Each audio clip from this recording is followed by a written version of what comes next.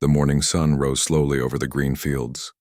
Farmers were already busy carrying buckets, feeding animals, and starting another long day of work. Life in the quiet settlement was usually the same every day, simple, steady, and predictable. But rumors had begun to spread. Strange rumors. They said there was a creature living in one of the old pigsties on the edge of the settlement. Children whispered about glowing eyes in the dark. Old men at the tavern claimed they had heard a low, unnatural sound at night. Most people laughed, but the laughter always carried a nervous edge. Fear was growing, even though no one truly knew what lived there. One man, Elias, was different. He was a quiet farmer, strong from years of work with a thoughtful nature. He did not believe in wild stories without proof, but he had noticed something strange near his fields, tracks in the mud, not quite human, not quite animal. He had also seen the pigs gathering close to one corner of the sty, as if protecting something. Pigs did not act like that without a reason. One evening, while carrying feed, Elias stopped near the broken wooden fence of the old sty. The air was heavy and silence hung around him. Slowly, he leaned forward and looked inside. At first, he saw nothing, only pigs moving lazily in the dirt. Then he noticed movement in the shadows. Something crouched there, small and thin, its skin pale under layers of dirt. Long hair hung across its face. Two bright eyes reflecting the fading sunlight stared back at him. Elias froze. His heart pounded in his chest. It looked like a girl, but not fully human. Her features were strange, delicate, yet unusual. She crouched low like a frightened animal, and the pigs snorted as if warning him not to step closer. The stories were true. The beast the villagers had spoken of was real. But as Elias watched, he did not feel fear. The girl did not rush at him, did not bare teeth or growl. Instead, she held a piece of straw in her hands and slowly twisted it into a small shape, like a star. When she finished, she placed it gently on the ground. Then she looked at him again, her eyes filled with something he did not expect: sadness. The next day, the settlement was alive with gossip. Two men claimed they had seen the creature near Elias's fields. The local officials announced that if it truly existed, it was dangerous and had to be captured. They spoke of protecting the people, but their voices carried a hunger for discovery and reward. To them, this was not a girl. It was a beast, a thing to be studied or destroyed. That night, Elias could not sleep. The image of those sad eyes haunted him. He decided he had to look again. Quietly, he walked back to the pigsty under the cover of darkness. The pigs stirred but did not cry out. And there, curled in the straw, was the girl. She looked thinner now, weak with hunger. Carefully, Elias pulled a piece of bread from his pocket and placed it on the ground. At first, she only stared. Then slowly, she reached out, took the bread, and ate it quickly, as if she had not eaten for days. Elias noticed her hands, slender with faint glowing lines under the skin as if her blood carried light. Not human. The realization struck him. She was not from Earth. The alien girl kept her distance, but she did not run. She seemed curious about Elias. He tried speaking softly, though she gave no reply. She only tilted her head, listening to the sound of his words. Then she reached into the straw and showed him another small creation she had made. This time a circle with lines, like a simple drawing of a planet and its moons. Elias's chest tightened. This was no beast. She was intelligent. She was trying to tell him something. The following morning, the officials returned with nets and weapons. They announced that they would search the farms until the creature was found. Some villagers cheered, but others stayed silent. Fear was easier than understanding. Elias kept quiet, but inside he felt a heavy weight. If they found her, they would never see her as anything but a threat.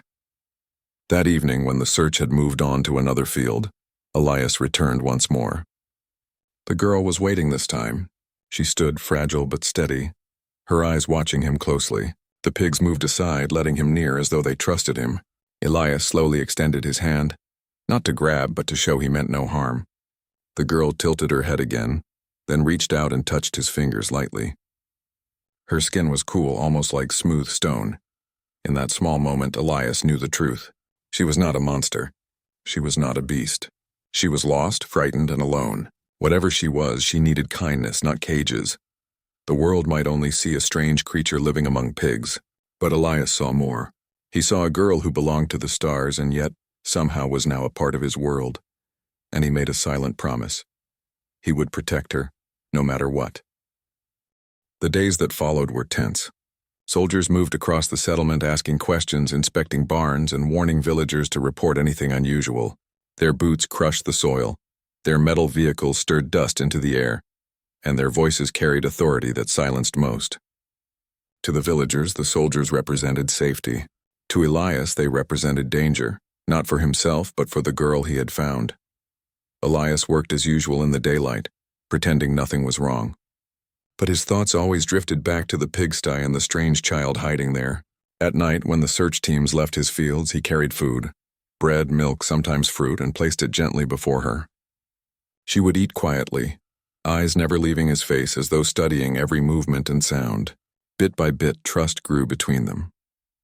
One evening, Elias carried a small lamp and sat outside the pigsty, speaking softly.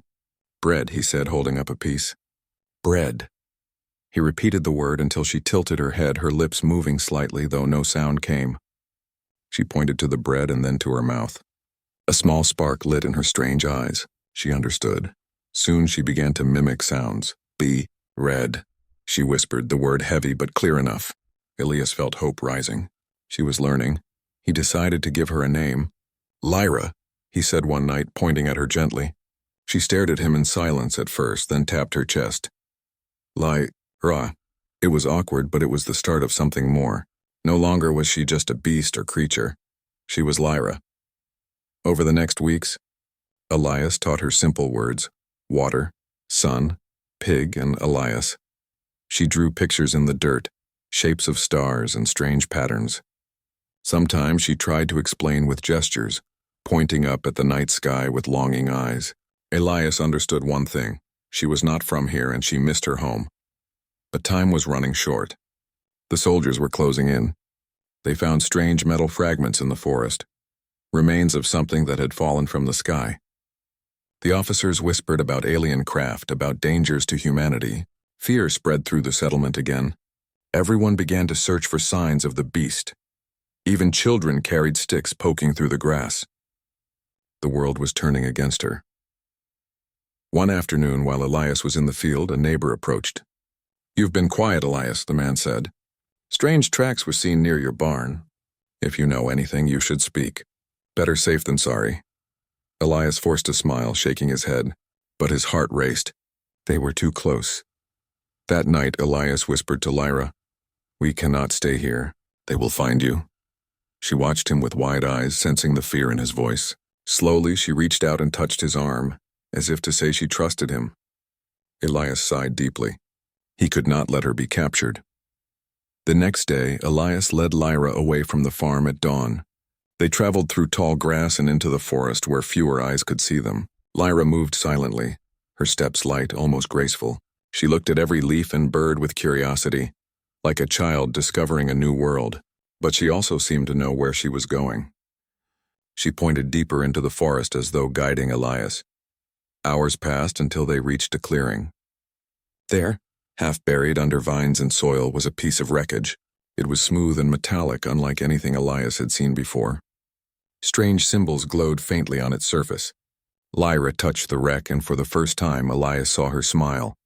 She pressed her hand against the metal, and a soft hum filled the air. Lights flickered weakly across the surface. This was her ship, or what was left of it.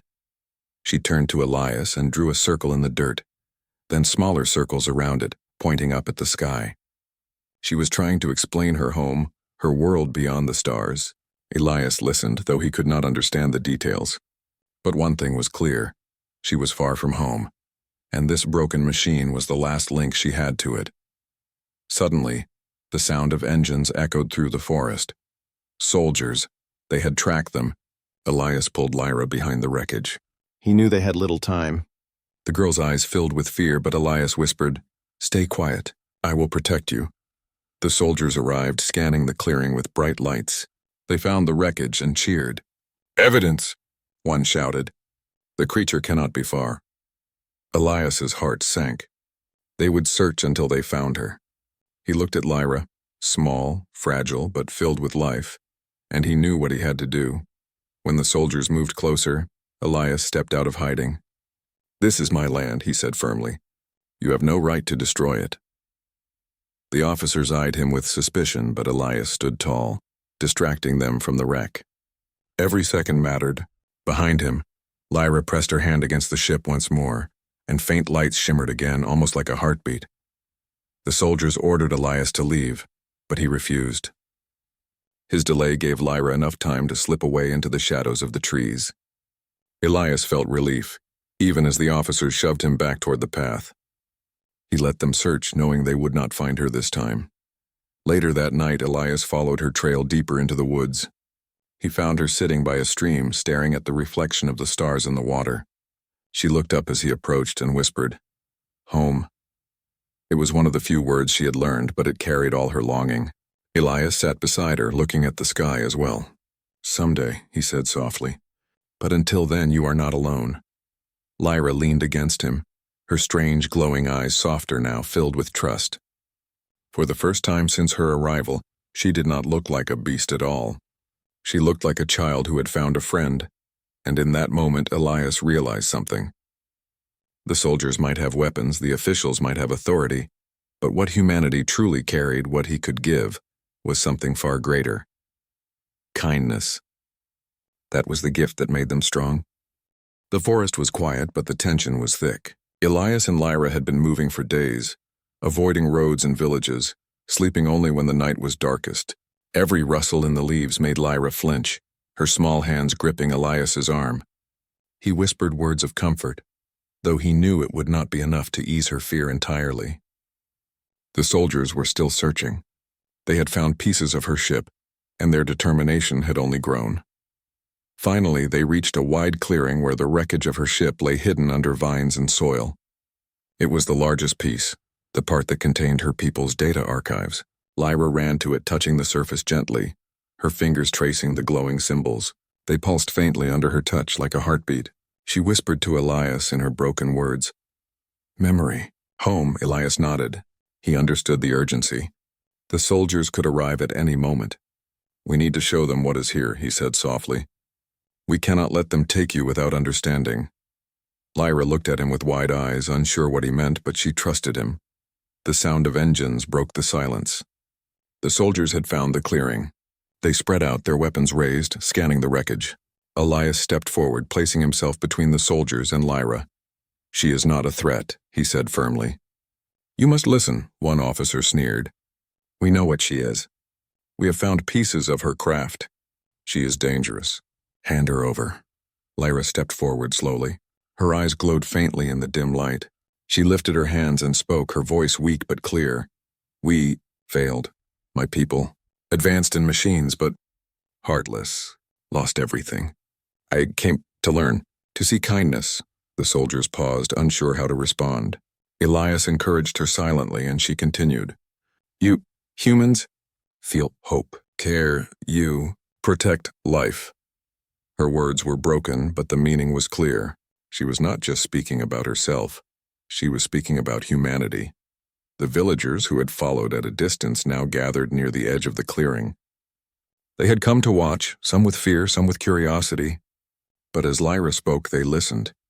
Her small voice carried across the clearing, telling them something they had never heard before, that humans had a strength no machine or alien technology could replace, the ability to feel, to care, to protect life. One of the soldiers lowered his weapon slightly. Another frowned, confused. Elias stepped closer to Lyra. "She is telling the truth," he said. "She is not a beast. She is learning from us, and she is showing you the value of compassion." Lyra reached toward the wreckage and touched the glowing panels. Symbols and lights shimmered more brightly now, as if responding to her words. A soft hum filled the air.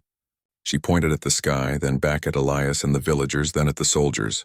She was trying to explain that machines and weapons alone could not save a civilization. Heart and kindness were what made life endure. Slowly, the soldiers began to lower their weapons. The officers looked at one another, unsure. The villagers began to step forward, curious and awed. Children peeked from behind trees, and elders shook their heads, realizing they had been wrong to fear her as a monster. Elias knelt beside Lyra. "You see?" he whispered. "They are starting to understand. You are not alone anymore." Lyra's small hand pressed against his, glowing faintly as if showing gratitude. One officer finally spoke. "Perhaps Perhaps we should not take her.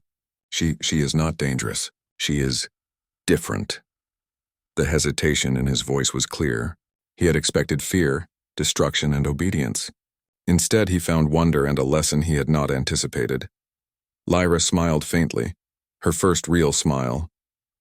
She pointed to Elias, then to the villagers, and finally to the soldiers.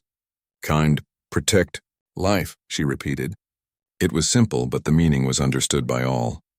The villagers slowly approached, offering food and water. One child reached out a hand to Lyra, who touched it lightly. The simple act of trust, repeated by many, created a sense of peace in the clearing.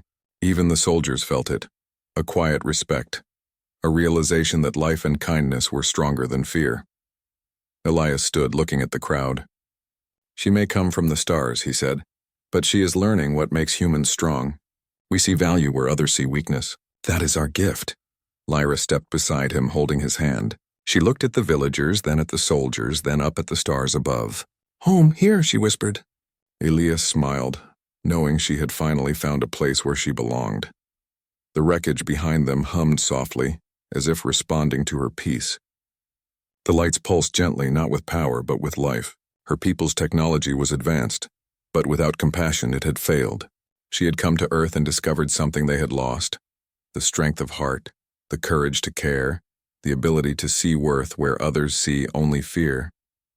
That night, the forest was calm. The soldiers departed quietly, leaving the clearing untouched. The villagers remained nearby, curious but respectful. Elias and Lyra sat together, watching the stars reflected in the stream. She leaned against him, relaxed and safe for the first time. Lyra whispered softly, "Thank Elias, all." He smiled and shook his head. "No, Lyra, thank you. You have reminded us what is important." For the first time in weeks, she laughed, a small, gentle sound that echoed like music through the trees. Elias laughed too, feeling the tension of the past days dissolve. Together they had survived fear, misunderstanding, and danger. Together they had shown that compassion and kindness could overcome even the greatest fear. The alien girl living among pigs was no longer a stranger, no longer a beast. She was a friend, a learner, and a bridge between worlds. And Elias knew that as long as humans could see with open hearts, there would always be hope, for Lyra, for the settlement, and for the future. The stars shone above, vast and infinite, and for the first time, Lyra felt at home among them, not in the skies, but among people who had chosen to see her as more than a creature. And in that moment, humanity's true strength was clear. It was not the tools they built nor the weapons they wielded, but the courage to care, the power to protect, and the wisdom to see value where others only saw fear.